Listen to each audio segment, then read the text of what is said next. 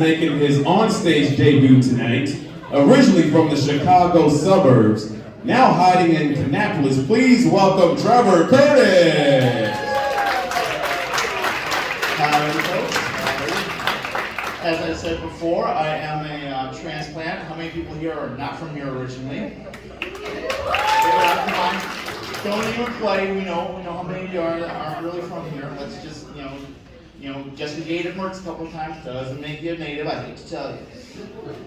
But it was a little bit of a transition moving here. I couldn't get used to some of the stuff on the job applications. My second job application here, lady asked me, now what church do you go to? And I said, well, I like the one with the honey biscuits and the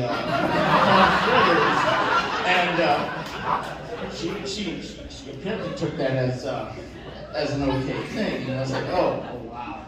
Yeah. And it wasn't until I moved here that I learned exactly how important church is around here. I mean, you've had televangelists here, Jimmy Baker.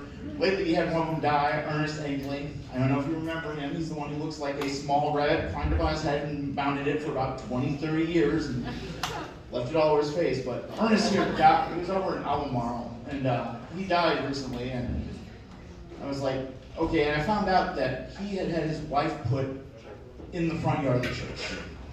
And I said, well, that's a little odd. He said, you put an actual phone line, and check this out. An actual phone line into the coffin. And I said, well, that's kind of nice. He wants to talk to his dead wife or something. I'm like, that would just go so bad for me. Knowing my luck, I'd be in there, I'd be the first call and be like, we'd like to talk to you about your extended warranty on your coffin.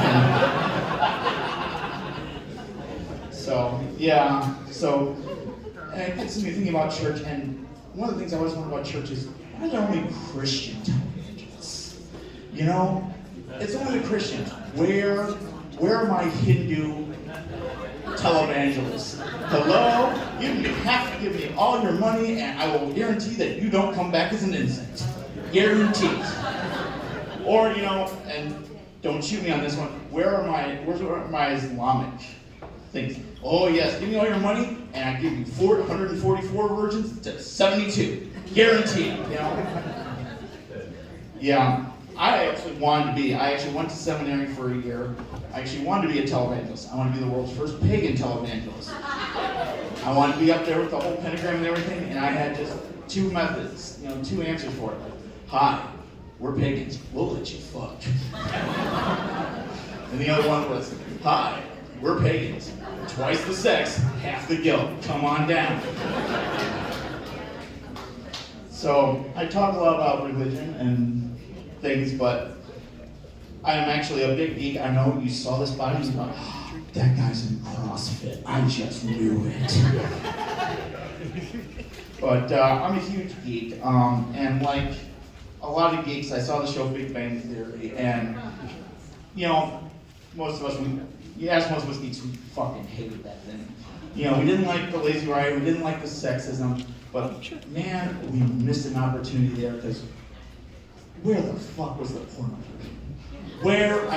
If a thing was for a porno version, I wanted to call it the big, the Bang Big Theory. Have episode titles like The Vibrator Frequency or The Orgy Continuum.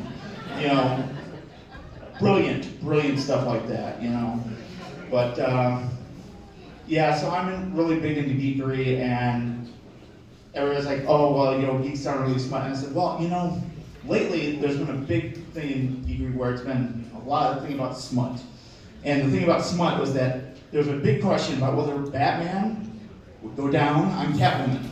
This lit up the internet for years, and this will show you how demented my mind is. This is how demented my mind is. All I could think of was Catwoman at the end going, na na na na na na na, Bathead, na na na na na na, Bathead. That's all I got. Thanks. That was Trevor Curtis. Y'all make some noise for Trevor Curtis.